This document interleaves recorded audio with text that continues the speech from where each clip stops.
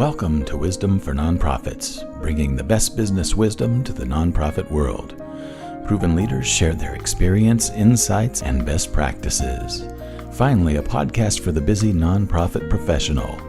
And now, your trusted advisor, Bettina Meyer-Flug.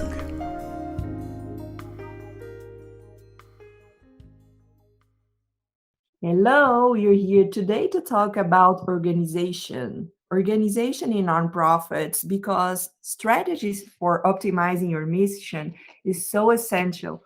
So I have here with me a special guest, Dayna. I'm going to talk about her a little bit. But first of all, let me talk about my impression about nonprofits. Nonprofit organizations face numerous challenges and pressures, which have only increased in the past few years due to COVID.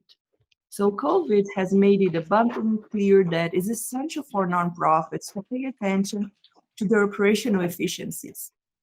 I have a podcast about efficiency that I recorded with United Way. If you have a chance, take a look at the podcast Wisdom for Nonprofits.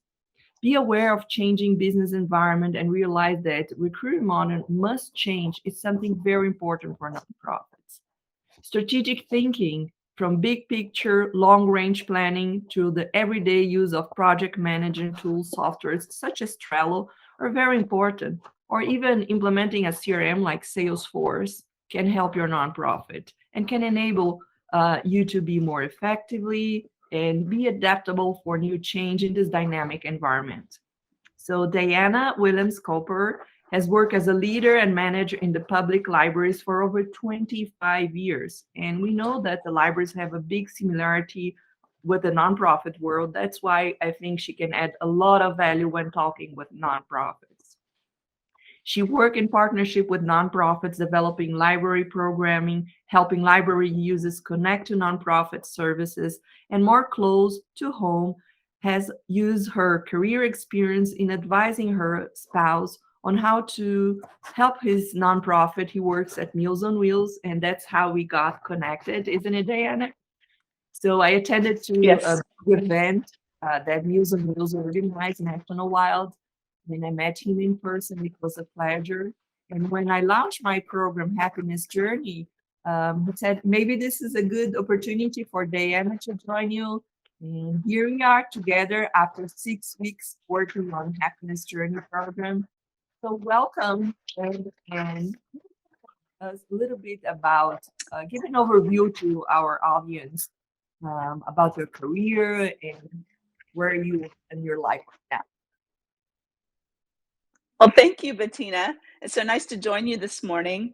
And I'm very happy to be here and to have been part of the happiness journey with you. So I started my career in libraries over 25 years ago. I was getting ready to finish up my bachelor's degree in college, and kind of life, the seriousness of life hit me, and I realized I needed a plan for what was next. And my last year of college, I decided that I really had enjoyed libraries and had had a little experience working in libraries part-time, but really enjoyed that and wanted to move forward in that career line. So I decided to apply and go into a master's degree program immediately after my bachelor's degree. So I kind of went right from one thing to the next. After finishing that master's degree program, I then went ahead and took a position in an academic library. I was going to focus in academic libraries. A few years later, after having that time in academic libraries, I had an opportunity to move closer to my family and take a position in a public library as a manager. And that was a wonderful opportunity. It allowed me to provide some balance between family and my professional life. It was a wonderful experience working in a small library as a director. I really learned a lot about management and leadership. And I was able to grow my skills there with a small team of employees. And it really made me fall in love with management. And that's where I've really taken my career since then. I have moved on to a bigger library and am a manager of a much bigger team now. And I've really focused on mentoring and nurturing. I had the opportunity to help 4 young women become library directors in the United States. That's And so recently in the cool. last yeah, and recently in the last couple of years, I encouraged 4 members of my current staff to go ahead and apply, and they were accepted into master's degree programs to become librarians, and they did that while working full time. So those are some of the things that I'm really proud of as far as mentoring and nurturing others, and something I enjoy as part of my leadership. So talking about leadership, I noticed that you have amazing management abilities.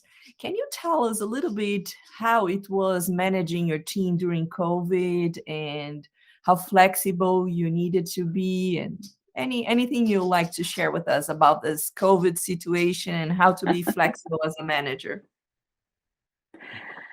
Well, it seemed like that things just happened almost overnight. I mean, we knew that something was happening, but it was almost like within a 24 to 48 hour time period where we were told by our management, city government, which is what we're a part of, that we were going to be shutting down services and re-looking at everything that we do because of the pandemic and the shutdowns.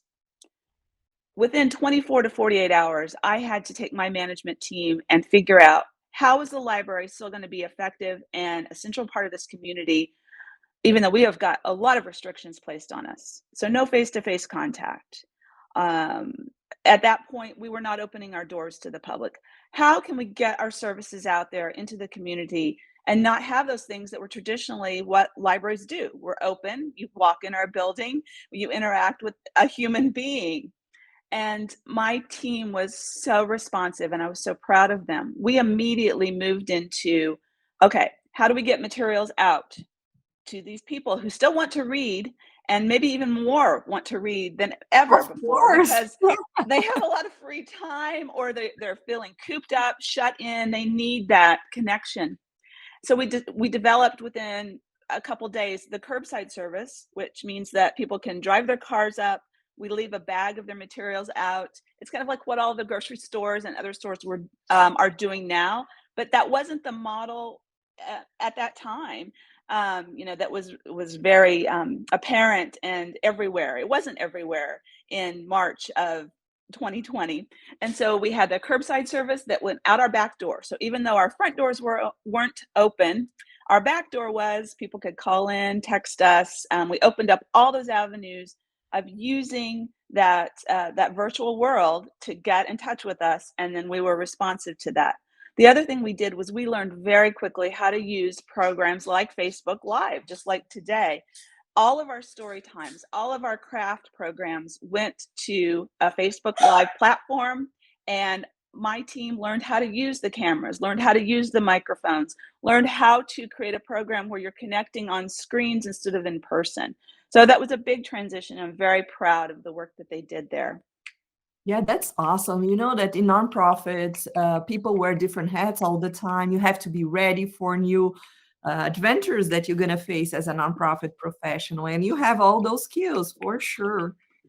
And can you tell us a little bit about your professional moment? Why you decided to join the Happiness Journey program? Why do you think this was important to you at your specific professional time, I can say? Sure.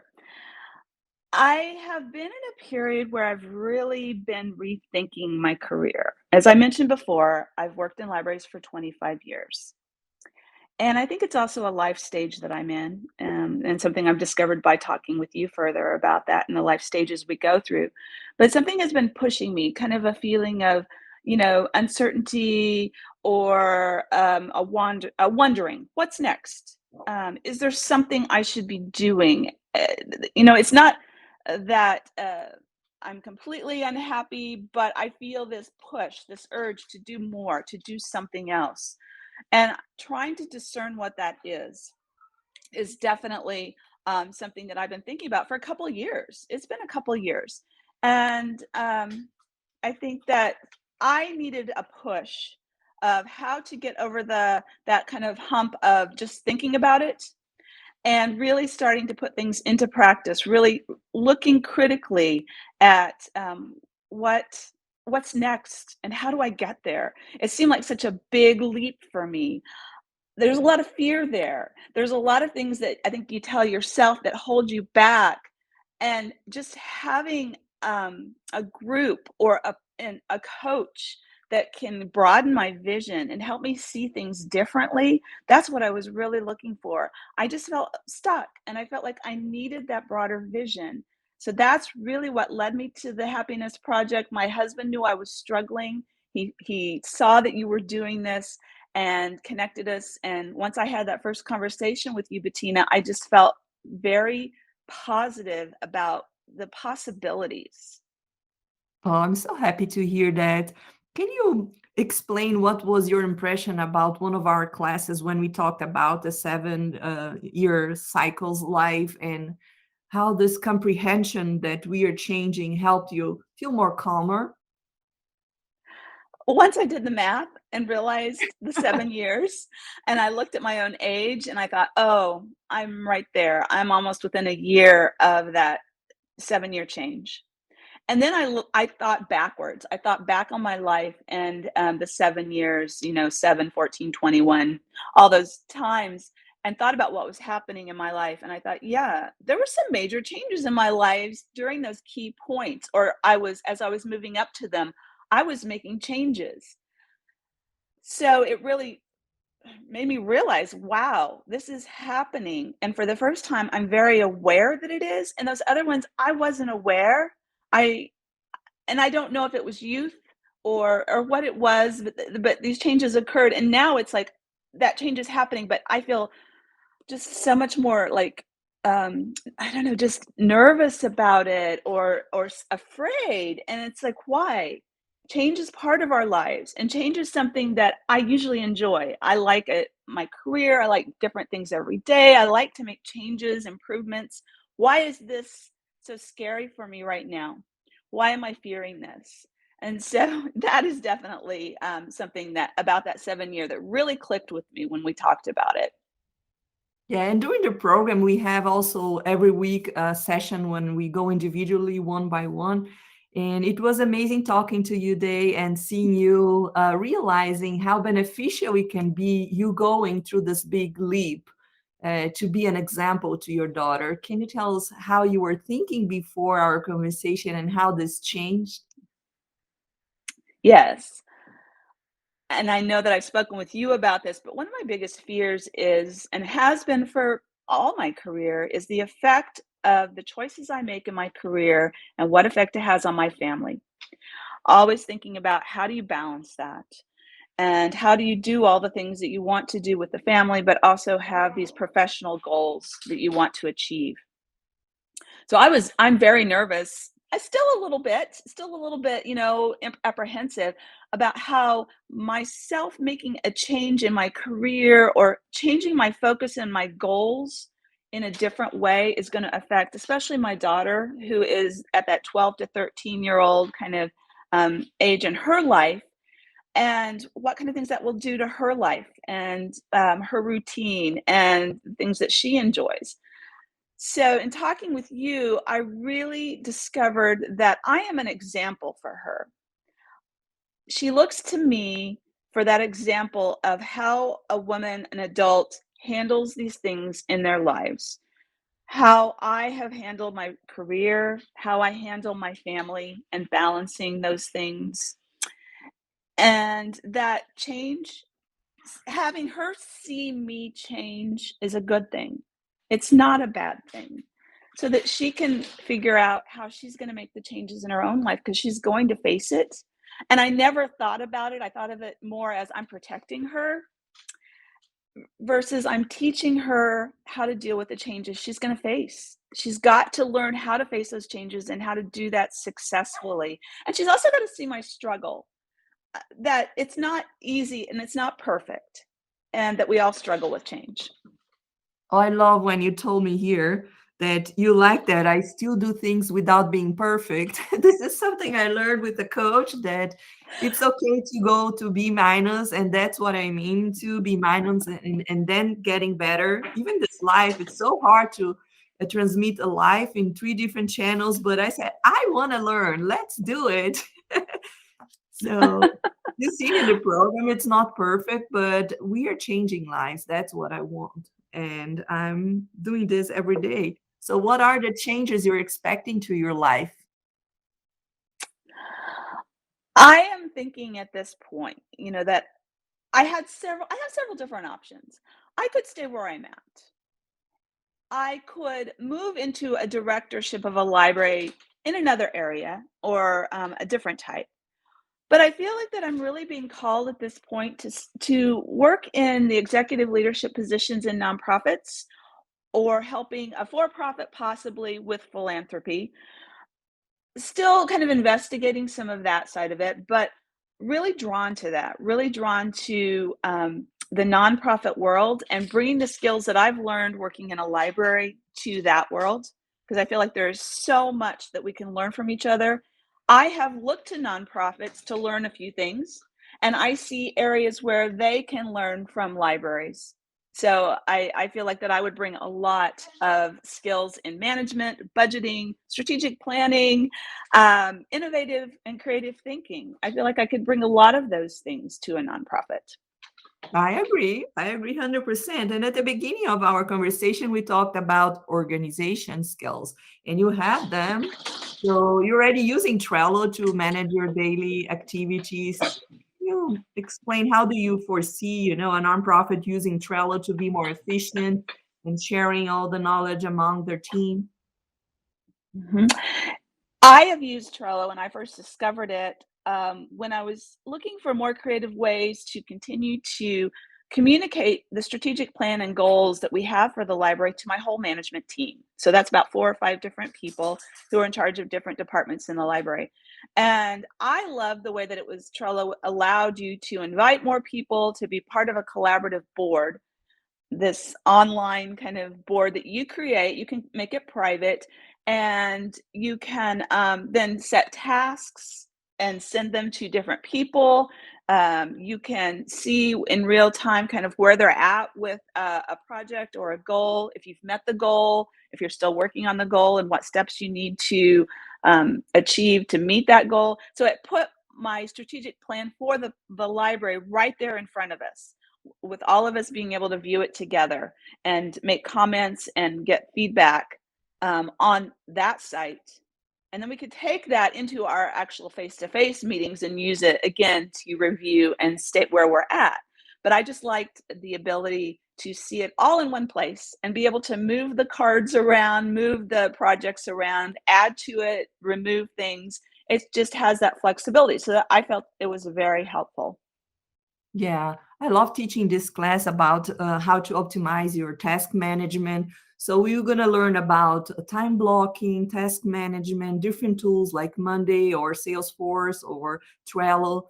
And I give you guys a template how to better manage your Trello for your personal tasks, and also for a company or an organization. If you're managing a team, it's totally different. In my case, I manage a team of 8, and they're in different countries, so I have to have boards in different languages so they can work Um, together and translate them, and Trello's been amazing to help me out with that.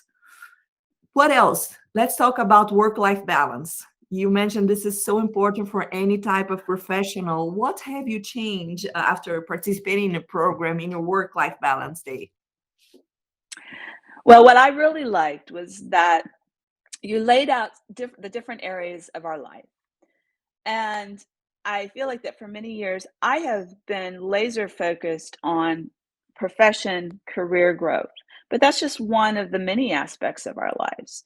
So when we laid it out and we looked at health, we looked at relationship, we looked at our um, friends relationship side, maybe our relationships in the community, but also our spouse relationships, our partner relationships, and family, and our sleep habits as part of health, and our spirituality. looking at all of those, kind of laying that out, putting down goals for each of those areas made me see the bigger picture, made me realize that I might have been focusing too much in one area and I needed to broaden that focus. I needed to really think about realigning what's most important to me now. And it changes throughout our lives. So I was kind of stuck in a way that I used to do it, and I needed to rethink that. So that was very helpful to lay all that out and take a look at it. And you implemented new routines in your life, and it's like an evening routine, you said was very helpful. How about a couple's relationship? Do you think you learned something different that was helpful for your family relationship, like agreements versus expectations and Yeah. the generations, all those topics that we talked in our happiness journey program? Yes, the agreements versus expectations was a clarifying moment. It helped me realize, yes, this is something that I need to be more aware of, getting that agreement versus setting an expectation in my mind and just believing that everyone understands what I'm thinking and is going to do whatever I'm requesting in the way that I've thought without being very clear and coming to an agreement. I feel like that some of the journaling practices, the disharmonious, and I don't have the full title of what you call that. Disharmonious emotions. Whenever you feel a disharmonious emotion, how can you evaluate the situation and learn from it? Yes, and really going through the steps in the journal that you provided and thinking back on an event where there was some conflict and how you handled that, and maybe how your spouse reacted, and rethinking through it how you can do better in the future and what you need to change in order to improve that relationship or that situation in the future. That was very helpful to me as well. No, thank you. And how did the happiness journey help you with your discernment? In a very positive way, you've pushed me to think about things without so much fear and ask different questions of myself. And I think it's important that we think about the right questions to ask ourselves. Sometimes we get into a very negative mindset and we tell ourselves things that aren't really true, that you can't do this, or there's reasons why, and there's so many reasons why you're not going to be able to accomplish this. And I feel like that your positive influence and the group feedback that I received in our group meetings have helped me realize that. That's so good. And what are some questions you're still working through? I am still thinking through that discernment process and what's next. I am still thinking about my daughter and the role that I play in her life. Um, I am really thinking about what that next position looks like. I, it's still that idea of um, is it going to be a good fit or not if I move?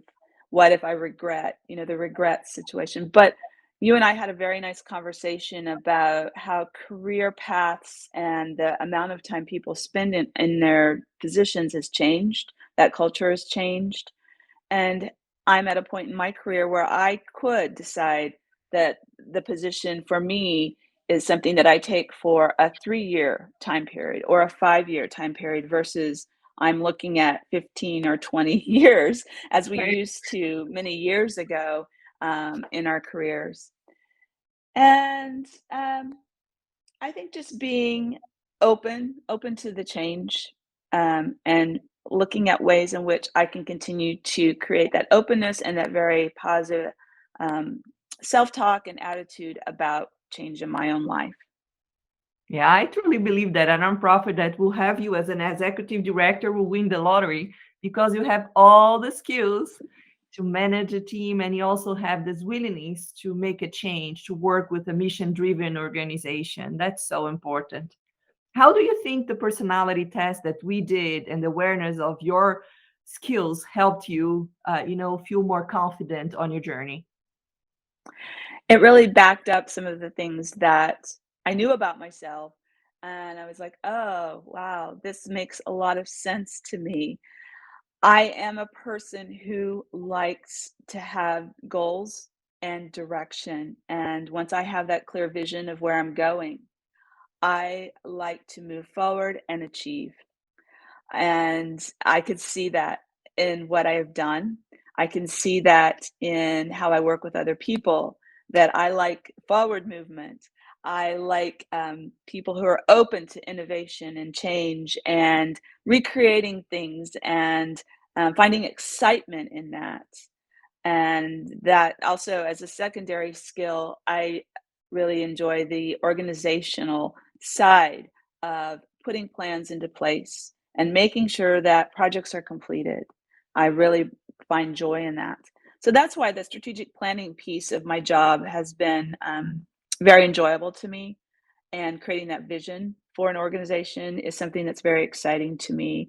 And then helping the pieces and the parts come together, the teams come together, the culture changes that need to happen to get that forward movement is something I really enjoy doing. Yeah, I love that. I think this personality test helps so much and can help even better nonprofits create an efficient team together. As I mentioned before, nonprofits professionals, they wear different hats. So if you have a people with complementary skills working together, this can work smoothly. So we provide some training for nonprofits in this area. If you're interested, go to our website, wity.tech. But Dayna, please tell me what is important in your next adventure? What are you looking for?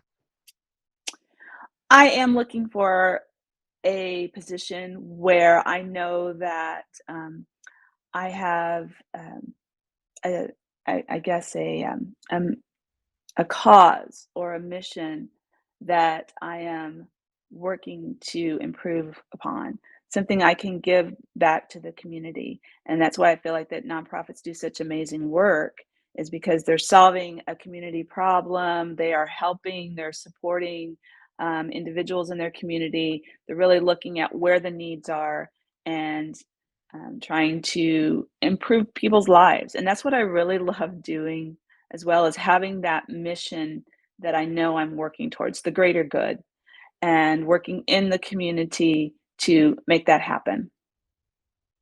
Now you want to make a difference. That's for sure. We can see that in everything that you do, you put your 120%, not your 100%.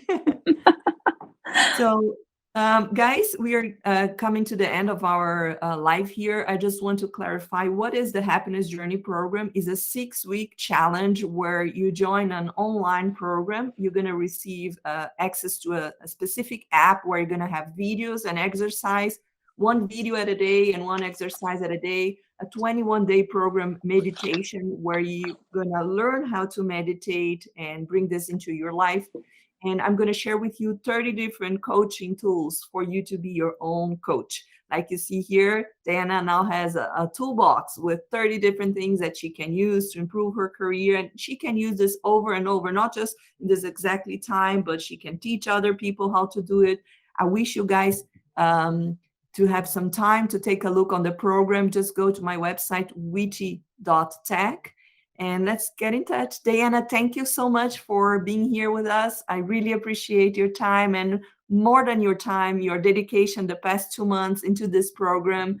You did amazingly, and I can see for sure a brilliant future for you. So I have a last saying for you is rise and shine. You deserve it, Dayna. You're amazing. Thank you, Bettina, for this opportunity. You're welcome. Bye, guys.